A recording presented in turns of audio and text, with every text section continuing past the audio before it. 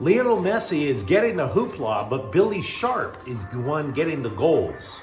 Kyron Williams assumes his place at the top of the Rams' backfield, and Lincoln Riley restores a press pass for a suspended reporter. A win for the First Amendment or something. Good morning, I'm James. This is your daily dose of sports and snark for the greatest sports city in the world, Los Angeles.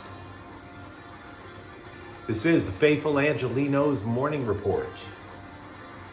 So it is September 22nd, 2023. In just a few moments, I'm going to be off to the airport, flying off to Salt Lake to work again. So be it. It's life. Let's talk some LA sports. If you enjoyed being in the know about LA sports, clickety-clack the like button. Clickety-clack the subscribe button. There's a notification bell. Hit that. It'll let you know when we drop new content. Sharing is caring. Let people know we exist. And comment. Because it's always interesting when you're talking LA sports. So, before we go through the news and notes, a look at the scoreboard. Over at the Ravine last night, Dodgers 7, San Francisco 3. JD Martinez drives in 3, also hits a home run. Meanwhile today, the Giants and Dodgers get down again over at the Ravine at 7 o'clock. Gavin Stone is 1-0 with a 9.45 ERA. Sean Manaea, 6-6 with a 4.82 ERA. I get it. I talk a lot of Galaxy soccer. I don't often lead with Galaxy soccer, but I found this fascinating. This guy may not be moving as much merch as Lionel Messi down in Miami, right? He may not have increased the Galaxy social media following tenfold, but Billy Sharp has been scoring at a higher clip than Lionel Messi. With the hat trick that he had on Wednesday, Sharp is now averaging a goal a game. 1.0 goals per game since he decided to leave Sheffield United and come stateside. Lionel Messi, for all the talk, you could go on the MLSsoccer.com website right now. It is completely pink because of Inter Miami. They're doing everything they can to hype to the world that the United States has Lionel Messi. Lionel Messi, 0.9 goals per game. So, the Galaxy already sell merch. The Galaxy already are popular. They're the ones who are getting the bigger benefit thus far from the summer transfer window. Because I remember bringing it up a couple of times. And it is a fair question. Not necessarily who wins the summer transfer window, but are the Galaxy actually better positioned to get into the playoffs now than they were before? And I've been saying the answer is yes. And frankly, guys, sometimes I'm stubborn. When I think I'm right, I don't want to get rid of the argument that easy. So the Athletic catches up with the Sheffield United legend, and he admits that all things being equal, he'd still rather be over in Great Britain. But United told him that he wasn't part of the plan. You see, as you know, over in other countries in soccer, they have promotion and relegation. If you're one of the bottom feeding teams, you're going to get dropped down to a lower league. The top teams of the lower league get jumped up. Sheffield had been going up and down between the Premier League and the Championship League for quite a while. Thanks to Billy Sharp, Sheffield was going back to the Premier League. But he's 37 years old. So they told him he wasn't part of the plan, which is kind of an inglorious send-off. He is the all-time leading scorer in Championship League history. He has 122 in that second level over in England. Comes to LA. And boy, the Galaxy happy to have him. Now, meanwhile, he's actually adjusted to LA in very short order. Maybe a different culture, different people, but he seems to be enjoying himself. He's already been to a Dodgers game.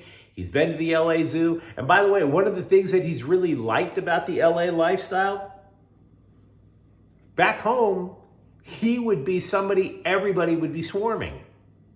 Here, he and his family are just another bunch of faces in the crowd. He is actually relieved he's only been recognized once.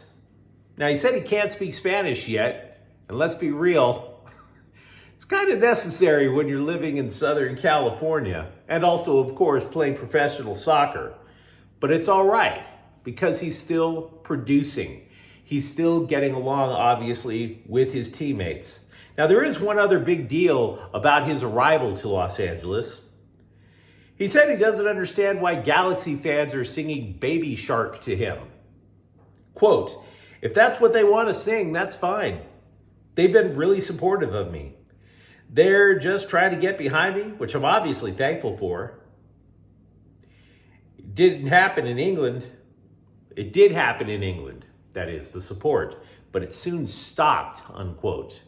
So in other words, Galaxy fans have embraced him, and he's embracing the Galaxy and the LA lifestyle right back. Very productive addition.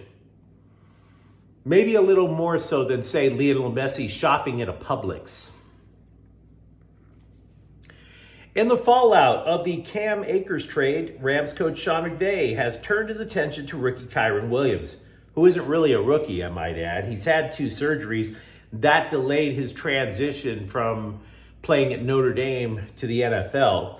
McVay called Williams, quote, a complete back. He's got the ability to play on all downs, unquote. Now, to be clear, I'm obviously not an analytics spaz. When I host Friday Night Chalk Talk, you don't see me trying to break things down on terms of analytics. I try to break them down in terms of X's and O's. But despite the fact that neither Williams nor Akers has even approached 100 yards in a game this season, the Rams are 12th in the league at something called DVOA, which is defense adjusted value over average. I'll be honest with you. Not all, but some analytic stats go completely over my head. And to be honest with you, it just sounds like haberdashery, legerdemain, if you will. Because there are too many variables. It just sounds variable adjusted. Defensive adjusted value over average. What is the average? What is the variable of the defense? Can these people with slide rulers and pocket protectors tell me what the hell that is? Because I can't tell you what it is. What I can tell you is that Williams is leading the NFL in touchdowns with 4. Now, for his part, Williams said he doesn't take his promotion to starting running back lightly. Quote, I feel as if I did put in the work to get to where I am at now, and this position of being the starting running back of the Los Angeles Rams. So I feel like I did what I had to do to earn the trust of this organization and of Sean McVay, unquote. By the way, regarding the Rams, we're not talking about them tonight on Friday Night Chalk Talk for a very specific reason. We still don't have enough information about the Bengals. We don't know if Joe Burrow is starting. They're still saying he's injured. Maybe he plays, maybe he doesn't. If Burrow can't go, and literally the scribes right now, probably about 50-50. That's how bad the information that they're getting is. If Burrow can't go, his backup has only thrown 1 pass in the NFL. So that's a decided difference. You could literally say maybe if the backup is playing, the Rams have got the win, and there's no point exiting and owing that one out. But later tonight, Friday Night Chalk Talk, we'll be focusing on the Chargers. We'll talk about that in a second. USC football coach Lincoln Riley said Thursday that he has lifted a reporter's suspended press pass. He said he spoke with Luca Evans of the Orange County Register on the phone. Local and national reporters took Riley to task for suspending the press pass, myself included, although I doubt anyone at USC has even heard of this show. Basically, from Riley's quotes, it sounded like they bro-hugged, but Evans's quotes sounded like he was reading from a public relations guy, from a paper handed to him. Dude, you're a grown-ass man. You got to speak for yourself.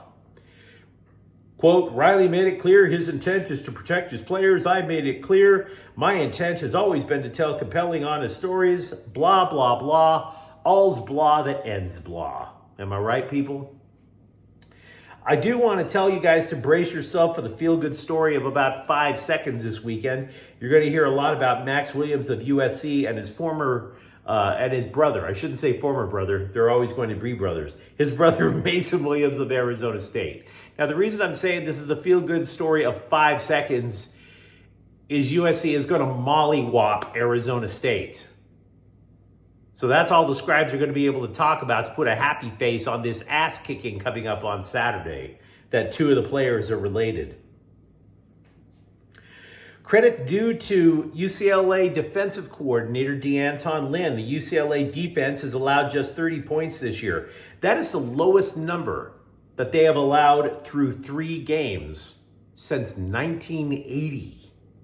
It's also the first time since 2009 that they have held 3 consecutive opponents to less than 20 points. They're running the same defense that they ran last year, allegedly. It's just that Lynn is either calling a better game or communicating it better in practice with his players. Either way, UCLA is becoming a threat on defense. Having said that, they ain't seen nothing yet. Utah, they can punch you in the mouth pretty good. We'll talk about that tonight on Friday Night Chalk Talk. By the way, when told that USC suspended an Orange County Register reporter's press pass for allegedly violating media policy, UCLA coach Chip Kelly replied, quote, "I didn't know you could do that," unquote. Clever reply, bruh. The Clippers have signed point guard Xavier Moon to an Exhibit 10 contract. This basically means next to nothing, okay? It basically means that he has a chance to join the Ontario Clippers in the G League. Because sometimes your hoop dreams mean having to move to the Inland Empire. But you let me know what you think in the comments thread. Talk to me about Kyron Williams and his impact with the Rams.